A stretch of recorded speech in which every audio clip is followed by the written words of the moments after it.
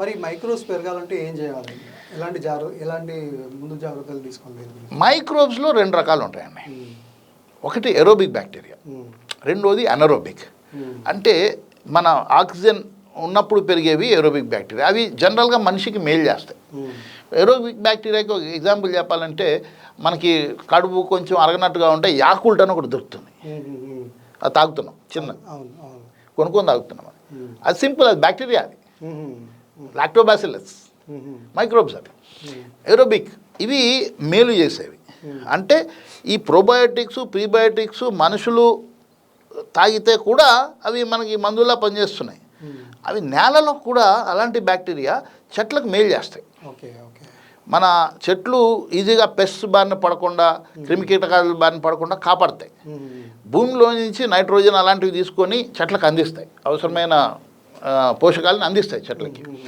అలాంటి బ్యాక్టీరియా నేలలో ఉన్నప్పుడు ఈ సాయిల్ అనేది గట్టిపడి అగ్రిగేట్ ముద్ద కింద మారి వర్షం వచ్చినా ఏది వచ్చినా నీటిలోకి నదుల్లోకి కొట్టుకుపోకుండా ఉంటుంది.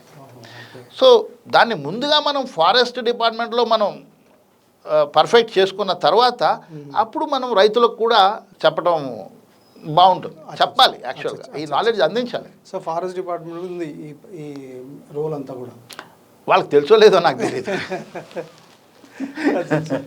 అంటే we didn't have a discussion. కానీ ఇది లేటెస్ట్ టెక్నాలజీ, ఇది cutting edge technology of forest management. సరే, ఇంకొక విషయము, ఇప్పుడు మీరు మన దగ్గర మనం పంజాబ్ తర్వాత తెలంగాణలో ఎక్కువ వరి పండుతుంది.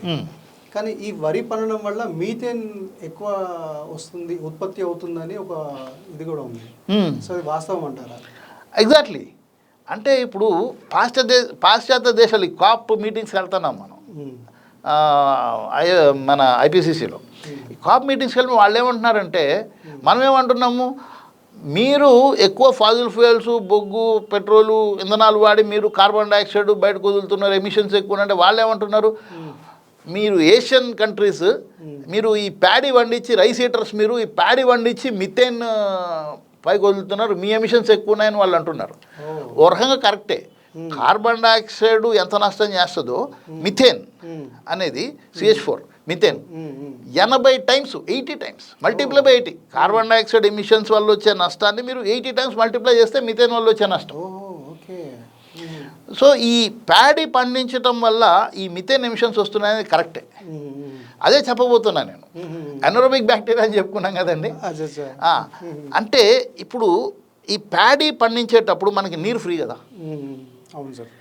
ఇరిగేషన్ ప్రాజెక్టులో నీళ్ళు ఫ్రీయే, బోర్లు వేసుకొని మనం ఆ నీరు కూడా ఫ్రీయే. కాబట్టి ప్యాడీ క్రాప్లో మనం స్టాండింగ్ వాటర్ ఉంచుతారు మన రైతులు. 9 ఇంచులు 6 ఇంచులు 8 ఇంచులు స్టాండింగ్ వాటర్ ఉంటుంది. స్టాండింగ్ వాటర్ ఉండడం వల్ల వచ్చిన నష్టం ఏంటంటేనండి, ఇప్పుడు ఈ పంట వేళ్ళ దగ్గర ఆక్సిజన్ అందాలి, గాలి రావాలి, ఏరోబిక్ కండిషన్స్ ఉండాలి. Up 4 ppm oxygen, 4 ppm oxygen వరకు ఉంటే సరిపోతుంది. అప్పటిదాకా ఈ మైక్రోబ్స్ బతకగలుగుతాయి. 4 to 2 ppm మధ్యలో బతికే వాటిని ఫ్యాకల్టేటివ్ బ్యాక్టీరియా అంటారు. అంటే అటు ఎరోబిక్ కాదు, ఇటు అనరోబిక్ కాదు, మధ్య రకం. 2 ppm కంటే తక్కువ దాంట్లో బతికే వాటిని అనరోబిక్ బ్యాక్టీరియా అంటారు.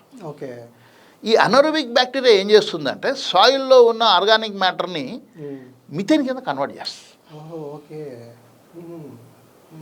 సో స్టాండింగ్ వాటర్ ప్యాడీలో ఉండటం వల్ల ఎరోబిక్ బ్యాక్టీరియా చచ్చిపోద్ది, గాలి ఉండదు. అనరోబిక్ బ్యాక్టీరియా పెరుగుతుంది, పెరిగి అది మిథేన్ ఉత్పత్తి చేస్తుంది. మిథేన్ గాల్లోకి వెళ్ళినప్పుడు మనకి ఎమిషన్స్ అంటే ఆ గ్లోబల్ వార్మింగ్ అనేది పెరుగుతుంది. మరి ఈ ఇంపాక్ట్ గురించి గవర్నమెంట్ ఏజెన్సీకి తెలుసు అంటారా?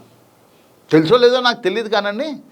మీరు alternate wet and dry technique, international rice research institute IRRI అని ఒకటి ఉంది Manila, Philippines. AWD alternate wet and dry. వాడేం చెప్పాడంటే కామన్ సెన్సే చెప్పాడు. వాడు ఏం చెప్పాడు, రబ్బాయి ఒక చెట్టు, ఓ ప్లాంట్ నీరు తీసుకోవాలంటే కొమ్మల్లోంచి తీసుకుంటుందా, వేళ్ళ నుంచి తీసుకుంటుందా? వేళ్ళ నుంచే కదండి. మరి నువ్వు ప్యాడీ ప్లాంట్ సగం మునిగేటట్టు నీళ్ళు ఎందుకు పెడుతున్నావు? So alternate wet and dry అంటే ఒక వారం 10 రోజుల వరకు ఆ నీరు ఇంకిపోయేదాకా ఉండి, మరి డ్రై అవ్వకూడదు, నీరు ఇంకిపోయేదాకా ఉండి ఆ తర్వాత మళ్ళీ ఇంకొక వెట్టింగ్ ఇవ్వాలి. అప్పుడు ఏమవుతుందంటే భూమిలో ఈ అనరోబిక్ బ్యాక్టీరియా అనేది ఉత్పత్తి అవ్వకుండా ఈ మిథేన్ అనేది రాకుండా ఉంటుంది. Okay okay. ఈ అనరోబిక్ బ్యాక్టీరియా మిథేన్ ప్రొడ్యూస్ చేయడమే కాకుండా ఇంకో నష్టం చేస్తుంది. ఇప్పుడు మనం వేసే పురుగు మందులు ఇవన్నీ ఎందుకు అవసరం అవుతున్నాయంటే అనరోబిక్ బ్యాక్టీరియా పంటలకి నష్టం చేస్తుంది. ఇప్పుడు మనకు కూడా లూజ్ మోషన్స్ కలిగించే బ్యాక్టీరియా ఏంటంటే ఈకోలై అంటాం, అనరోబిక్ బ్యాక్టీరియా అని, సాల్మోనెల్లా అంటాం, అనరోబిక్ బ్యాక్టీరియా. మనుషులకు కానీ పంటలకు కానీ కీడు కలిగించేవి anaerobic bacteria in general. Aerobic bacteria మేలు చేస్తాయి. సో మన కల్టివేషన్ పద్ధతుల్లో మనం రైతులకి అది నేర్పించకపోవడం వలన లార్జ్ ఏరియాస్లో వాళ్ళు ఈ అనరోబిక్ బ్యాక్టీరియా క్రియేట్ అయ్యే పరిస్థితులు క్రియేట్ చేసుకొని స్టాండింగ్ వాటర్ పెట్టి వదిలేసి అనరోబిక్ సిచ్యువేషన్స్ పెట్టుకొని మళ్ళీ కొన్ని వేలు డబ్బులు పోసి పురుగు మందులు కొని చల్లటం వలన న్యూట్రిషన్ పోతుంది. పురుగు మందుల వ్యవసాయం వల్ల మీరు వినే ఉంటారు, మొన్న వీడియోలో కూడా చర్చించుకున్నాం, పంజాబ్లో క్యాన్సర్ ట్రైన్ ఉంది. క్యాన్సర్ బారిన పడిపోతున్నాం, న్యూట్రిషన్ తగ్గుతుంది, జబ్బుల బారిన పడుతున్నాం. సింపుల్. నీరు అనేది స్టాండింగ్ వాటర్ అనేది క్రాప్స్కి ఉండాల్సిన అవసరం లేదు. As simple as that. మరి దీనిపై అవగాహన కలగాలంటే మనం ఏం చేయాలి? తెలంగాణలో ఏం చేయాలి? ఇప్పుడు సూపర్ స్పెషాలిటీ హాస్పిటల్స్ ఉంటాయండి. మీరు ఎప్పుడు హాస్పిటల్ పోతే ఓ డాక్టర్ ఏం చేస్తాడంటే ఇది నాది కాదు పక్క డాక్టర్ది అని చెప్పేసి స్పెషలిస్ట్, సూపర్ స్పెషలిస్ట్, చెవికోడు, గొంతుకోడు, ముక్కుకోడు, లంగ్స్ కోకుడు అలా ఉంటారు. ఇప్పుడు ఇరిగేషన్ ఉందండి. ఇరిగేషన్కి అగ్రికల్చర్కి వ్యవసాయానికి చాలా ఇరిగేషన్ చేసే సేవ ఏంటండి? వ్యవసాయానికి కావాల్సిన నీరు అందిస్తుంది. ఎంతో కొంత నీరు మిగిలితే విద్యుత్ కూడా ఉత్పత్తి చేస్తాం, అది వేరే విషయం. బట్ మేజర్ నీరు వ్యవసాయం కోసం మనం అందించాలి. అందుకోసమనే మన దగ్గర హైదరాబాద్లో Walamtari water and land management training research institute Rajanagar దగ్గర ఉంటుంది. ఒక ఇన్స్టిట్యూట్ పెట్టారు. దీని ఉద్దేశం ఏంటి? మేము నీరు ఇస్తున్నాం ఓకే, కానీ దాన్ని ఓవర్గా యూజ్ చేయకుండా సద్వినియోగపరచుకునేలాగా రైతులకి శిక్షణ కార్యక్రమాలు, నీటిని ఎలా వినియోగించుకోవాలి, ఎంత అవసరము, ఏ పంటకు ఎంత అవసరము, ఎప్పుడు తడిపెట్టాలి, ఎప్పుడు దాన్ని ఖాళీగా ఉంచాలి, ఇలాంటివన్నీ కూడా.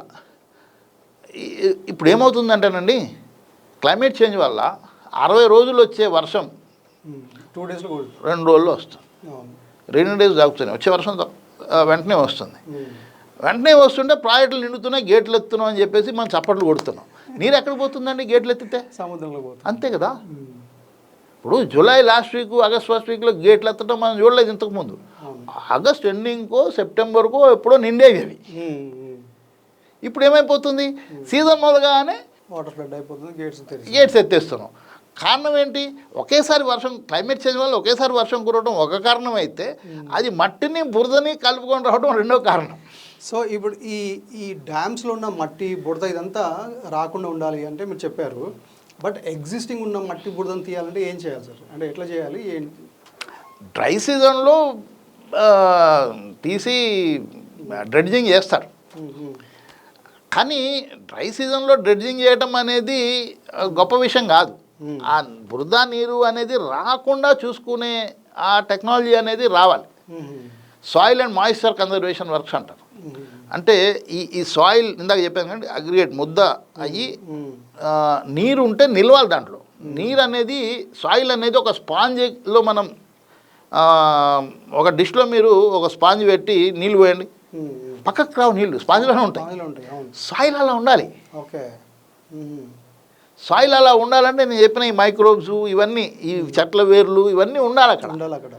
ఒక 4 నెలల కాలం ఏ వేరు ఉండదు మన పొలాల్లో. సో మాయిశ్చర్ రిటెన్షన్ ఉండదు. కాబట్టి soil and moisture conservation, SMC works అంటారు, వాటిని మనం టేకప్ చేయాలి.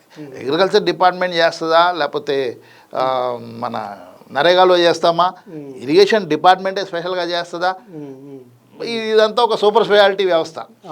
సో ఎవరో ఒకళ్ళు ఈ పని చేయాల్సి ఉంటుంది. సాయిల్ మాయిశ్చర్ కన్జర్వేషన్, సిల్ ట్రాప్స్ ఇవన్నీ చేయాల్సి ఉంటుంది. అవి చేసినప్పుడు ఏంటంటే తర్వాత నీటి వినియోగం. ఇప్పుడు మనం ఒక వీడియోలో మనం చెప్పుకున్నాం, 96.5% వాటరు ఉప్పు నీరే, 2.75% వాటరు మన ఆర్క్టిక్ అంటార్క్టికాలో ఉన్న ఐస్. అవును గ్లోబల్ వార్మింగ్ ఐస్ కూడా కరిగిపోయి సముద్రంలో కలిసిపోతుంది. అవును ఏమండి, అవును మనిషి ఫ్రెష్ వాటర్ అనేది ఒక 0.1%, అండర్ గ్రౌండ్ వాటర్ అనేది ఒక 0.2% అని చెప్పుకున్నాం మనం. అవును ఈ 0.1% కూడా 2 రోజుల్లో 3 రోజుల్లో గురిసేసి సముద్రంలోకి వెళ్ళిపోతుంది. అవును సో రాబోయే రోజుల్లో ఈ నీటికి చాలా కష్టం, కటకట ఏర్పడే ప్రమాదం ఉంది. ప్రభుత్వాలు ఆ ప్రమాదాన్ని ఇప్పుడే గుర్తించి, ఇదే టైంలో లేట్ అవ్వకంటే ముందు ఇప్పుడు గుర్తించి ఈ వాటర్ని ఎలా కన్జర్వ్ చేసుకోవాలి, మన సాయిల్ని స్పాంజ్లాగా ఎలా తయారు చేసుకోవాలి. ఓకే ప్రాజెక్టులు కట్టి ఇన్ని లక్షల కోట్లు పెట్టాము, ఇంత స్టోర్ చేసాము, ఇన్ని టీఎంసీలు, అది ఓకే. బట్ నార్మల్ రైతుల దగ్గరనో లేకపోతే అడవుల్లోనో ఈ సాయిల్ని ఒక స్పాంజ్లాగా తయారు చేసుకొని అక్కడ కురిసిన వర్షాన్ని అక్కడే ఆపుకునే వ్యవస్థ ఏది, ఆ వ్యవస్థ రావాలి. ఓకే లేకపోతే ఈ 0.1% రెయిన్ కూడా పోయి సముద్రంలో కలిసిపోద్ది. సో ఆ వ్యవస్థ రావాలంటే government has to be very proactive and they have to take proactive decisions.